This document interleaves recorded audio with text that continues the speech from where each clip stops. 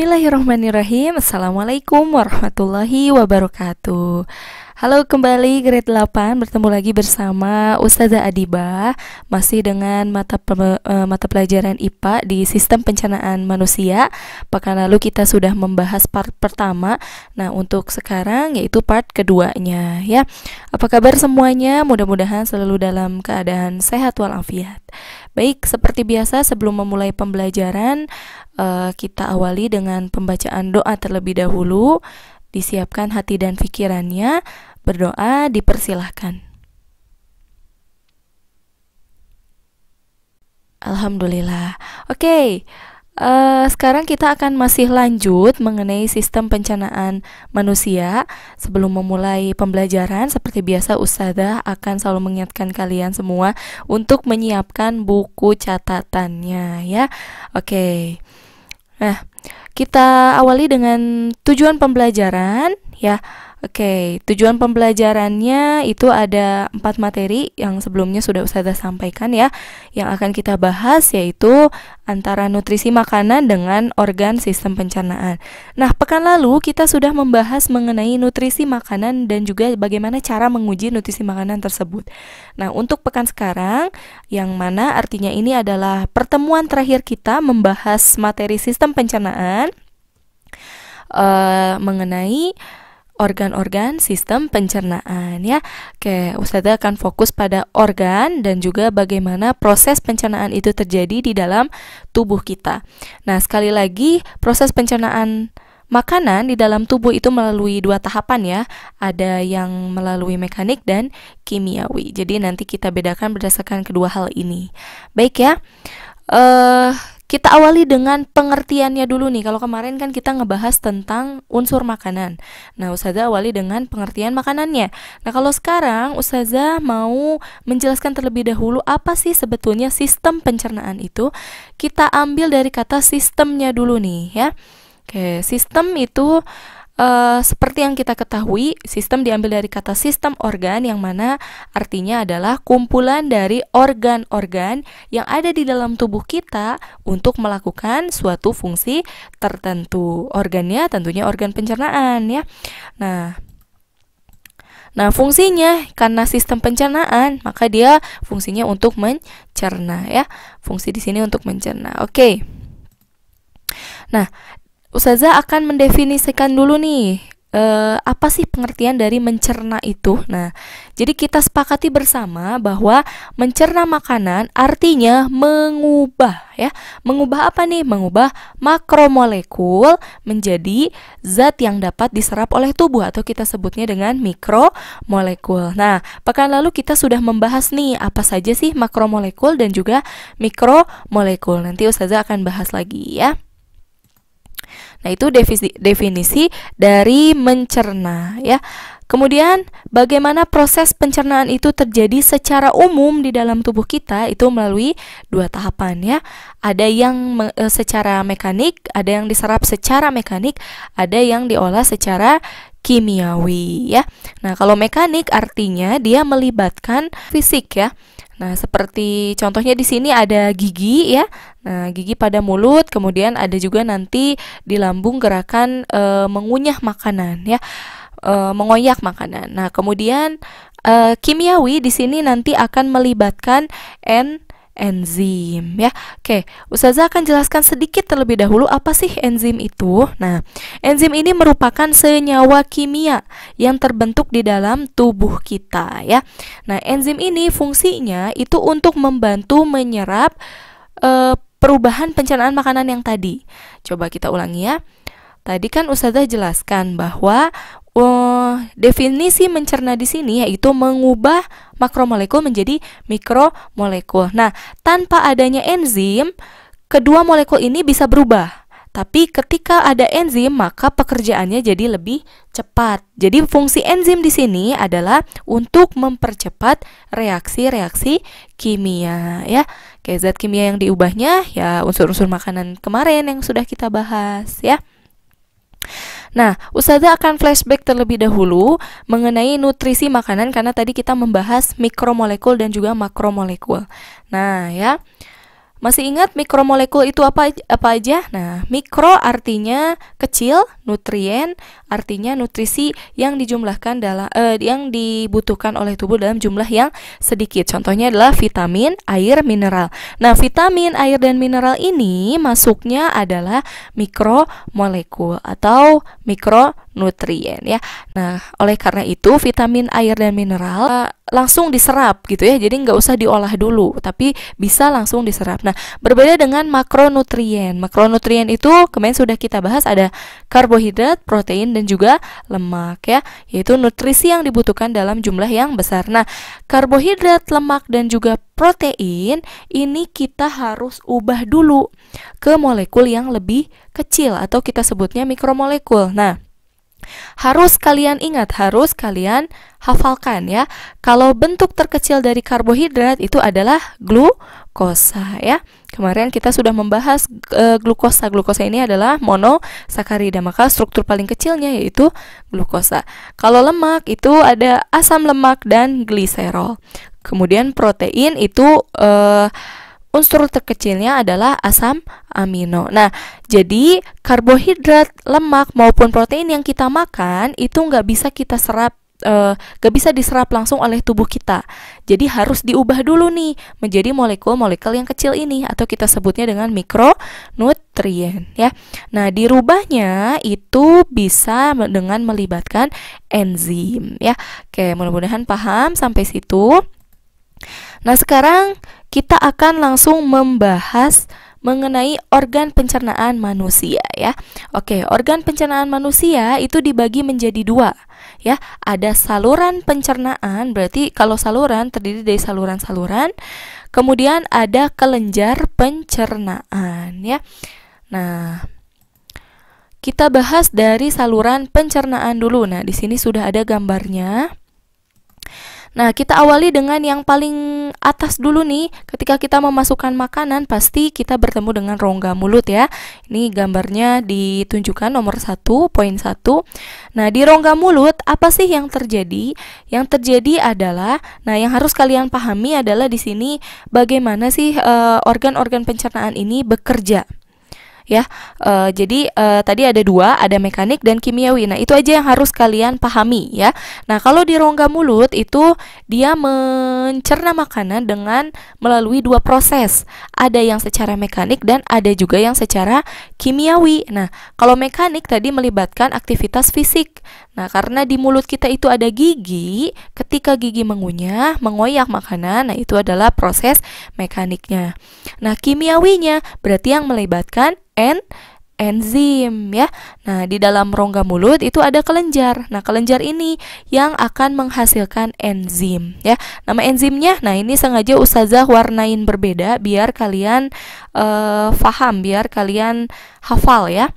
Nah, di sini ada enzim, kalau pada mulut ada enzim amilase dan petialin. Nah, nanti kita akan bahas satu persatu amilase ini mengubah apa menjadi apa. Tapi Ustazah akan fokus dulu pada fungsi dari masing-masing organ terlebih dahulu ya.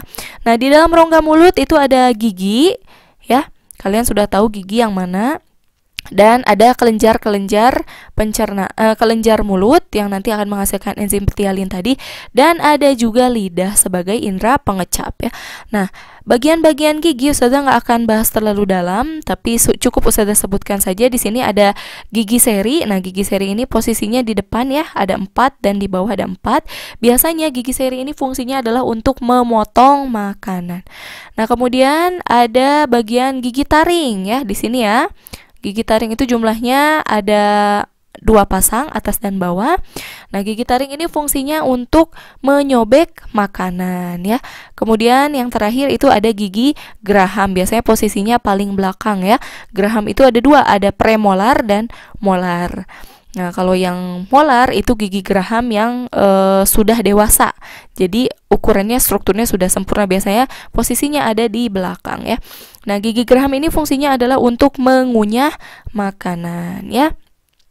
Nah, kemudian untuk lidah ini karena fungsinya untuk pengecap, maka dia tersusun dari saraf-saraf pengecat. Nah, saraf-saraf pengecapnya itu di bagian atas, di bagian ujung itu biasanya mengandung saraf pengecap rasa manis. Kemudian samping depan itu saraf pengecap rasa asin. Samping belakang itu ada saraf pengecap rasa asam, dan yang pangkal lidahnya posisinya yang di dekat dengan tonsil ya. Di sini nanti ada amandel. Nah, ini biasanya pengecap lidah rasa pahit ya. Oke, itu rongga mulut. Sudah paham ya, tadi pencernaannya ada dua, mekanik dan kimiawi. Nah, kemudian yang kedua itu ada kerongkongan. Oke. Untuk kerongkongan, poinnya di sini gambarnya di sini ditunjukkan nomor 2 ya. Nah, awas ketukar dengan sistem pernafasan, karena kalau pernafasan itu ada tenggorokan, yang ini gambarnya yang seperti pohon, sedangkan kalau pencernaan itu ada kerongkongan ya. Bentuknya saluran yang nanti menyambung ke lambung. Nah, ada apa aja di kerongkongan? Oke, sebelum Ustazah membahas bagaimana proses pencernaan makanannya, kita sebutkan dulu bagian-bagian di kerongkongan. Nah, di kerongkongan ini ada bagian yang disebut dengan faring.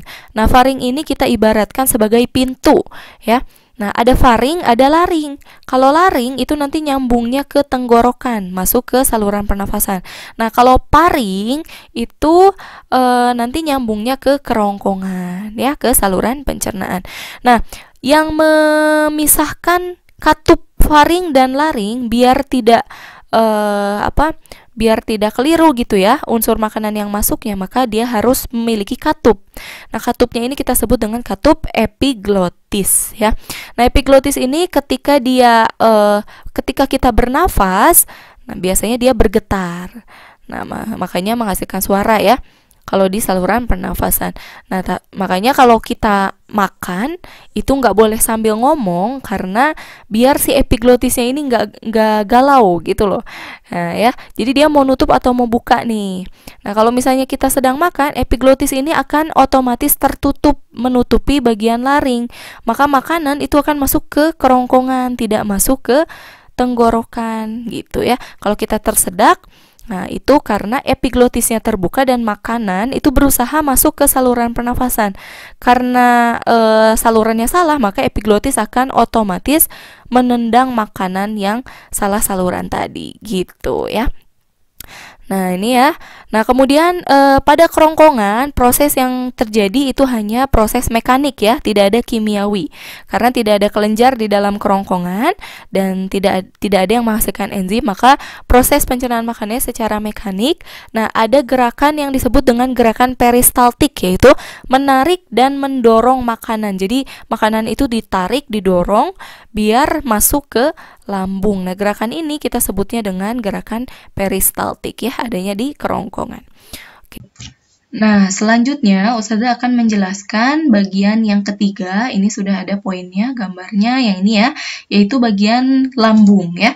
Nah, Ustazah hanya akan fokus pada bagaimana proses pencernaan makanannya saja, tidak akan membahas secara detail bagian-bagian dari lambungnya. Yuk kita langsung aja. Oke, di lambung makanan itu diproses melalui dua cara, seperti pada mulut ya, ada mekanik dan kimiawi. Nah, gerakan mekaniknya itu adalah gerakan meremas makanan oleh otot-otot lambung. Jadi lambung itu tersusun atas otot-otot yang elastis ya.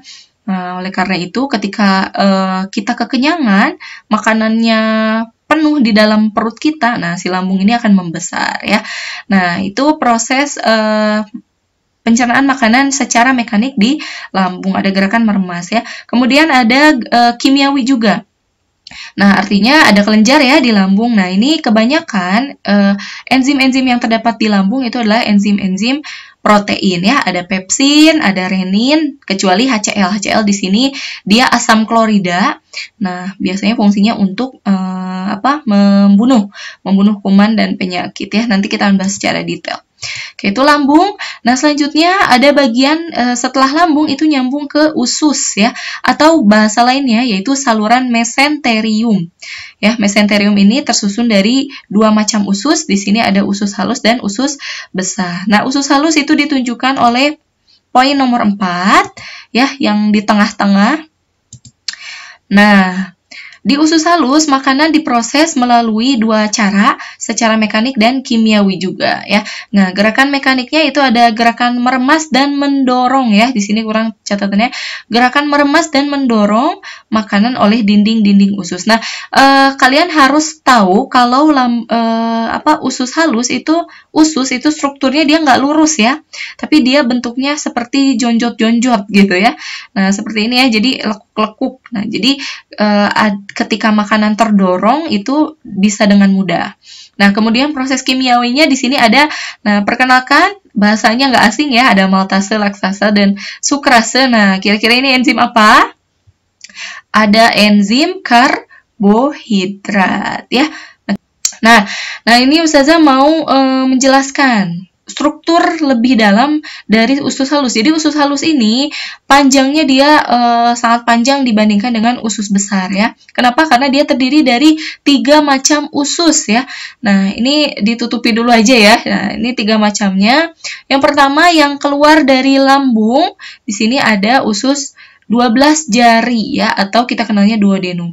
Nah, lanjut dari duodenum di sini ada usus jejunum. Jejunum ini adalah usus kosong. Kenapa usus kosong? Karena ketika kita tidak makan, dia tidak akan terisi. Nah, kemudian ada duodenum ya. Duodenum itu panjangnya 12 jari, makanya disebut usus 12 jari. Kemudian yang terakhir ada ileum. Nah, ileum ini adalah usus penyerapan ya, karena dia nanti akan nyambung ke usus besar. Nah, itu bagian-bagian dari usus halus, masih saluran mesenterium. Nah, ada yang kelima itu ada usus besar ya. Kenapa sebut usus besar? Karena strukturnya lebih besar dibandingkan dengan usus halus. Nah, di dalam usus besar ini biasanya makanan bertahan selama kurang lebih 5 hari. Kenapa? Karena makanan itu yang sudah dicerna, yang sudah diremas sampai ke struktur terkecilnya itu dibusukkan di usus besar oleh bakteri Escherichia coli atau E. coli ya. Biasanya ada di Yakult nih. Makanya ini baik nih, bakteri baik ya, karena dia membantu pembusukan di dalam tubuh kita. Nah, kemudian setelah pembusukan, nah nanti kan akan banyak kandungan air. Nah, di usus besar itu juga ada proses penyerapan air secara besar-besaran. Nah, dan yang terakhir, ini struktur paling terakhir dari usus besar, nanti akan nyambung ke anus ya.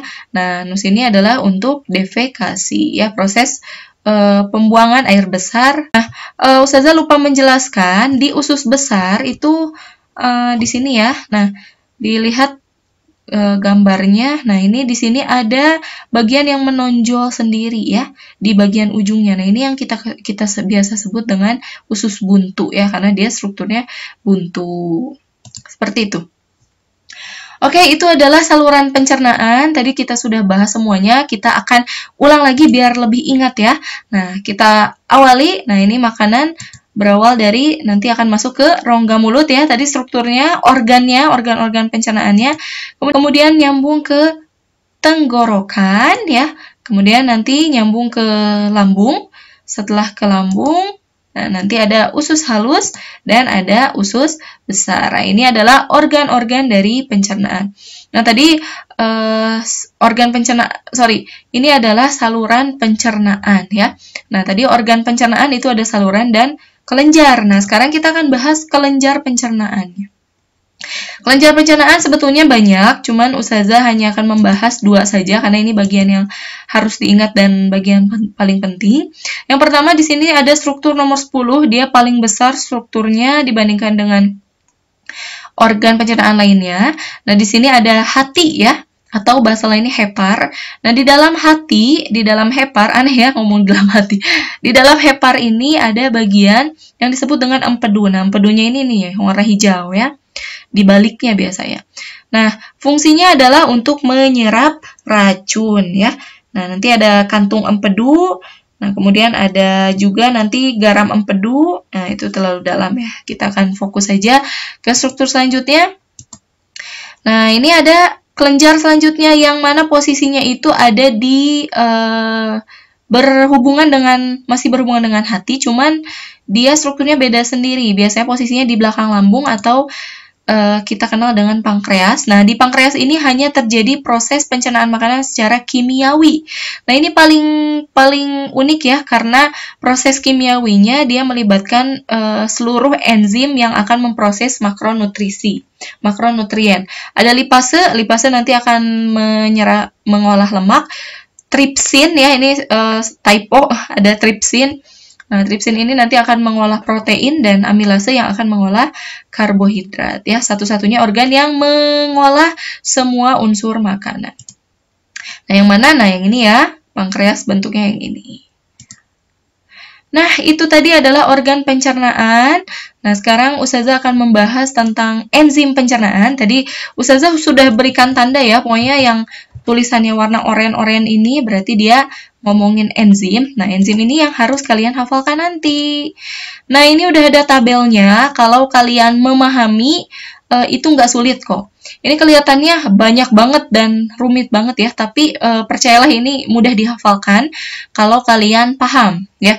Oke, tadi yang ada enzimnya itu hanya ada di yang proses pencernaan enzim itu kan berarti proses kimiawi ya. Berarti hanya ada di mulut, lambung, pankreas dan di usus halus. Usus halusnya khususnya di bagian duodenum atau usus 12 jari ya.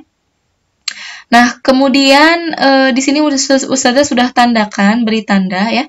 Untuk yang warna biru ini adalah enzim karbohidrat, untuk yang warna ungu ini adalah enzim-enzim protein, dan yang warna kuning ini adalah enzim yang akan mengolah lemak. Nah, kita mulai dari mulut, ada amilase dan atau bahasa lainnya ptialin. Nah, amilase ini mengubah amilum menjadi maltosa. Maltosa ini adalah jenis karbohidrat disakarida, jadi dia belum monosakarida, maka dia akan diolah lagi sampai nanti strukturnya menjadi lebih sederhana ya.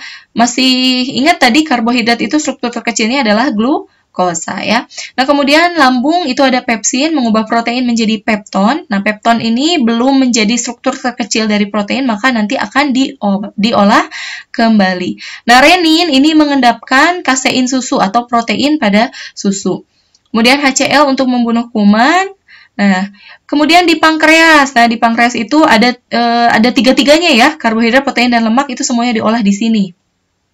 Nah, amilase, mengubah amilum menjadi maltosa lagi. Nah, saking struktur karbohidrat itu paling kompleks, jadi proses pencernaannya pun dari mulai mulut sampai dengan usus 12 jari itu semuanya diulang kembali proses pencernaan karbohidratnya ya. Nah, berbeda dengan protein. Kalau protein itu hanya beberapa ya, di sini warna ungu, sampai dengan pankreas. Nah, ada tripsin nanti akan mengubah pepton yang tadi diubah di lambung, peptonnya diubah kembali di pankreas menjadi asam amino. Nah, kenapa Ustazah beri warna ungu di sini? Karena artinya di sini proteinnya sudah terombak menjadi mikronutrien. Nah, ini siap diserap kembali oleh tubuh ya. Nah, kemudian ada lipase. Nah, lipase ini ada lemak, mengubah lemak menjadi asam lemak dan gliserol. Nah, oke, ini strukturnya sudah warna kuning, berarti dia sudah siap diserap ya. Nah, berbeda dengan karbohidrat. Nah, ini yang birunya banyak ya. Nah, kemudian ada di duodenum itu ada sukrase, maltase, dan laktase. Nah, kalau diingat-ingat ini adalah enzim-enzimnya ini mirip dengan ini ya, struktur karbohidrat monosakarida ya, ada sukrosa, maltosa, dan laktosa ya. Nah, disakarida ya. Nah, ini sukrosa diubah menjadi glukosa dan glukosa ya. Nah, glukosa ini sudah monosakarida jadi siap diserap. Maltosa menjadi glukosa dan fruktosa. Fruktosa masih ingat ya, gula pada buah. Laktase. Nah, ini laktase ini mengubah laktosa menjadi glukosa dan galaktosa. Nah, perlu diingat laktosa dan juga renin ini saling bekerja sama ya, karena dia sama-sama terdapat pada protein susu. Terdapat pada susu ya. Nah, di susu itu ada proteinnya dan juga ada karbohidratnya, yaitu laktosa ya. Oke, ini adalah enzim pencernaan yang ini harus wajib dihafalkan karena sangat penting. Oke, sudah sampai sini saja materi sistem pencernaan, khususnya bagian organ dan juga bagaimana proses penyerapannya dalam tubuh kita. Insya Allah mudah ya, karena strukturnya semuanya ada di dalam tubuh kita, jadi dipelajarinya lebih seru, bisa dibayangkan gitu ya. Nah, itu saja mungkin dari Ustazah. Kurang dan lebihnya mohon maaf. Semoga ilmu yang didapat bisa bermanfaat. Dan jangan lupa untuk dibaca kembali catatannya. Dan untuk pekan depan itu ada latihan soal. Jadi Ustazah akan memberikan latihan soal dari materi yang sudah diberikan mengenai sistem pencernaan ya. Terima kasih atas perhatiannya. Wabillahi taufiq wal hidayah. Assalamualaikum warahmatullahi wabarakatuh.